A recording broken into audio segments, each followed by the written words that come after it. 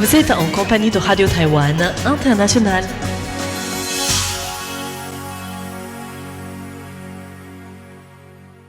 Bonjour à toutes et à tous, soyez les bienvenus en compagnie du service français de Radio Taïwan International. C'est François-Xavier Boulet pour vous accueillir et vous présenter le programme de ce mercredi 7 janvier 2026. Vous pourrez tout d'abord suivre le journal de l'information en compagnie de Lisa Dufaux, puis Meg Wang vous donne rendez-vous pour le décryptage de la rédaction consacrée aujourd'hui à la question de l'emploi et de ses défis face à l'intelligence artificielle. S'en suivra la partie thématique du programme de ce mercredi, avec Taïwan dans toute sa diversité, une émission signée Sasa qui vous parlera de la question du vieillissement des agriculteurs. Et en fin de programme, sur notre site internet, c'est Miao Yonghua qui vous donne rendez-vous pour la première émission 2026 de l'heure des musées, consacrée aujourd'hui aux célébrations du temps cyclique en Chine ancienne, avec un premier volet davantage focalisé sur la période de la dynastie Qing. Voilà pour le programme de ce mercredi 7 janvier. Excellente écoute à toutes et à tous. Voici tout de suite le journal de l'information présenté par Lisa Dufaux, avec pour débuter les principaux titres. Le pilote taïwanais de F-16V toujours porté disparu, tandis que tous les appareils ont été cloués au sol pour des contrôles de sécurité. Les ministres de l'Intérieur et de l'Éducation taïwanais accusés par la Chine d'être des indépendantistes irréductibles de Taïwan. L'ONG italienne WeWorld se félicite de sa coopération avec Taïwan en faveur des enfants ukrainiens. Bonjour à tous et bienvenue sur les ondes françaises de Radio Taïwan International. Ici Lisa Dufaux pour vous présenter le journal de l'actualité de ce mercredi 7 janvier.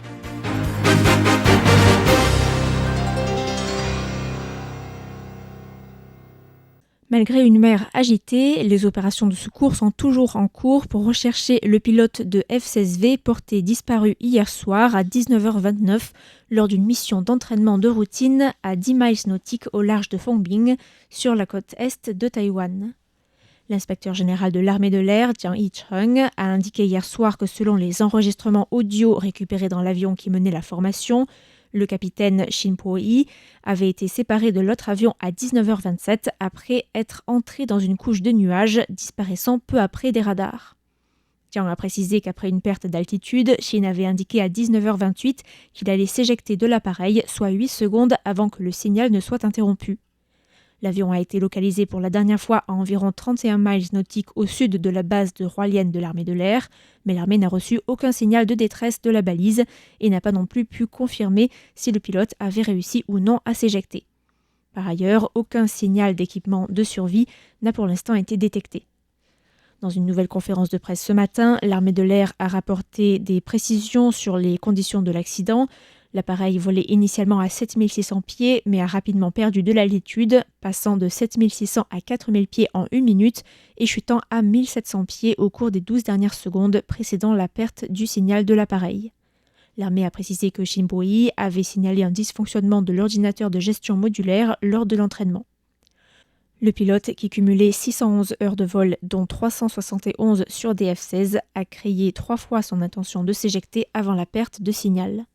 L'armée a publié des schémas de la zone de recherche ainsi que la trajectoire du F-16 accidenté et a émis l'hypothèse que l'approche des nuages ait causé des difficultés de manœuvre aux pilotes. En attendant, tous les F-16 de la flotte taïwanaise sont cloués au sol pour subir des contrôles de maintenance approfondis. Le porte-parole du Bureau chinois des affaires taïwanaises, Chen Binghua, a annoncé ce 7 janvier que la ministre de l'Intérieur taïwanaise, Liu Shifang, ou encore le ministre de l'Éducation taïwanais, Chen Ying-yao, faisaient partie des Taïwanais ajoutés à la liste des personnalités désignées comme indépendantistes irréductibles de Taïwan, affirmant ensuite que ces derniers seraient poursuivis à vie. La Commission ministérielle des Affaires continentales, l'agence gouvernementale taïwanaise chargée des affaires concernant la Chine, a réagi aujourd'hui en protestant et en condamnant fermement l'annonce chinoise. Elle a souligné que la République de Chine, le nom officiel de Taïwan, était un pays souverain et indépendant et que les décisions chinoises de ce genre nuisaient gravement aux relations interdétroits, en provoquant non seulement un effet dissuasif, mais aussi en provoquant une vive indignation et un profond ressentiment au sein de la population taïwanaise. Enfin, le communiqué de la Commission affirme que l'intention du Parti communiste chinois n'est pas seulement de viser des individus, mais aussi de créer un climat de peur pour dissuader le peuple taïwanais de soutenir le statu quo et son autodétermination. Aujourd'hui s'est tenue à Taipei la 6e édition du NGO Leaders Forum, un événement organisé par le ministère des Affaires étrangères de Taïwan. Le ministre des Affaires étrangères Lin Jialong, présent à la cérémonie d'inauguration, a rappelé la coopération entre Taïwan et WeWorld, une ONG italienne, avec la mise en place, après la signature d'un protocole d'entente lors de sa visite en Pologne en septembre dernier, du projet de soutien global aux enfants défavorisés de la région de Kiev, en collaboration avec le Bureau de l'enfance et de la famille de la capitale ukrainienne, WeWorld et la fondation Taiwan Fund for Children and Families. Ce projet est un véritable succès et sert de modèle en matière de partenariat public-privé et témoigne du fait qu'en intégrant l'expérience et l'expertise des ONG locales et internationales et des gouvernements étrangers, Taïwan peut bâtir de multiples plateformes de coopération internationale et continuer de renforcer son rôle en tant que membre responsable de la société civile internationale. Le président de WeWorld, Marco Cesara, a indiqué que depuis le début de la guerre russo-ukrainienne en février 2022, 9 millions de personnes avaient fui l'Ukraine et 3,7 millions d'autres étaient déplacées à l'intérieur du pays, dont 1,9 million d'enfants. Cesara a salué l'aide apportée par les secteurs publics et privés taïwanais aux enfants ukrainiens touchés par la guerre. Les enfants ne peuvent pas attendre un cessez-le-feu pour trouver le budget nécessaire à la construction de salles de classe, ni les prochaines élections pour pouvoir bénéficier d'un soutien psychologique. Ils ont besoin de nous maintenant. C'est pourquoi les partenariats avec des organisations comme le ministère taïwanais des Affaires étrangères et le Fonds taïwanais pour l'enfance et la famille sont essentiels.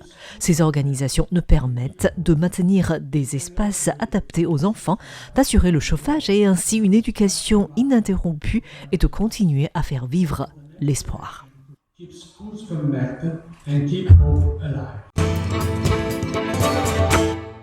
Le Premier ministre Zhu Rongtai et Frank Xie, nommés hier à la tête de l'Association des relations Taïwan-Japon, ont assisté hier à Taipei à un banquet de gala de 1000 personnes visant à soutenir la consommation des produits de la mer japonais, un événement qui s'inscrit dans un contexte de tensions sino-japonaises où la Chine a récemment ordonné la suspension de certaines importations de produits japonais suite à des propos de la première ministre Sanae Takaichi au sujet de Taïwan.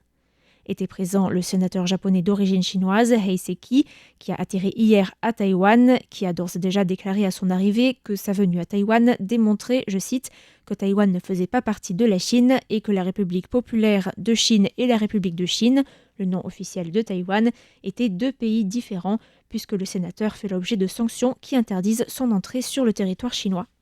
Ce dernier siège à la Chambre des conseillers, la chambre haute de la diète japonaise, depuis juillet 2025 et est membre du Parti japonais de l'innovation, membre de la nouvelle coalition de gouvernement formée avec le Parti libéral-démocrate en octobre 2025.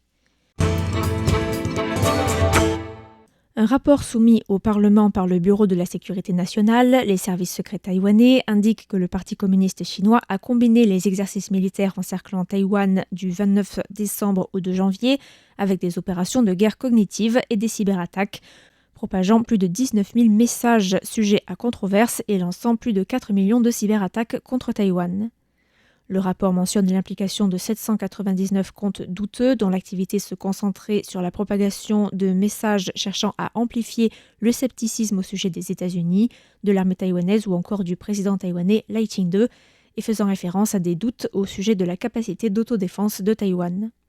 Selon les informations, les cyberattaques visant les réseaux gouvernementaux ont augmenté pendant les manœuvres militaires, atteignant les 2,08 et 2,09 millions d'attaques par jour les premiers et deuxièmes jours des exercices.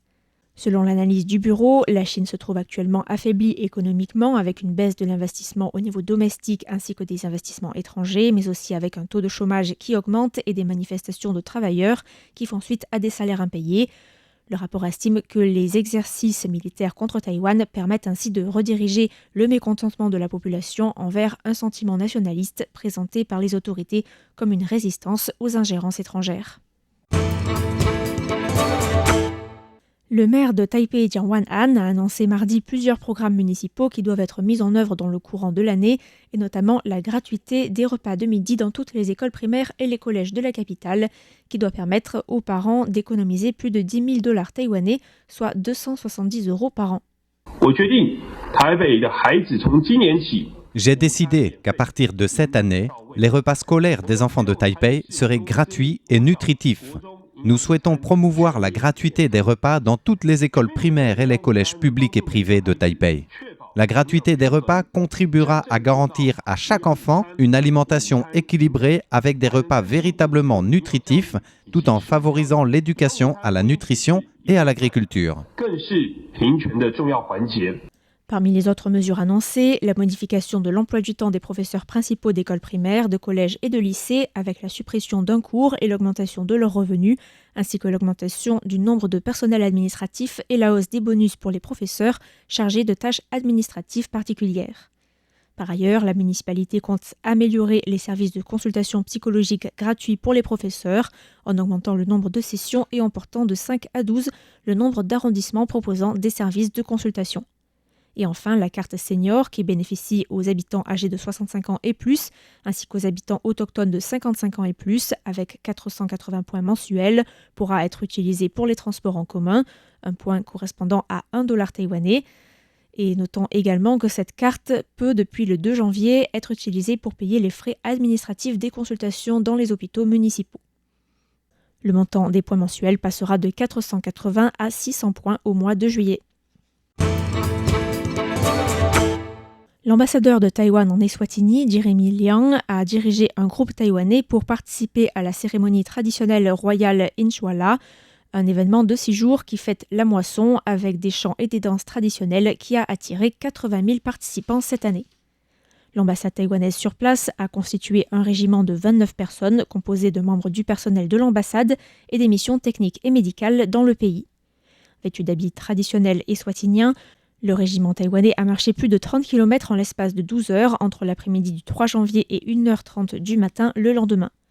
L'ambassade précise que lors de la cérémonie d'ouverture, Liang et son régiment ont participé aux chants et aux danses traditionnelles en présence du roi d'Eswatini, Mswati III, qui a pris le temps de saluer l'ambassadeur et son groupe pendant une pause sur la route.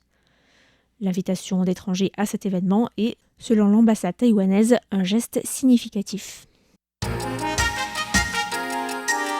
Ainsi s'achève le journal de l'actualité de ce mercredi 7 janvier qui vous était présenté par Lisa Dufaux. Merci à tous pour votre écoute et à bientôt sur Radio Taïwan International.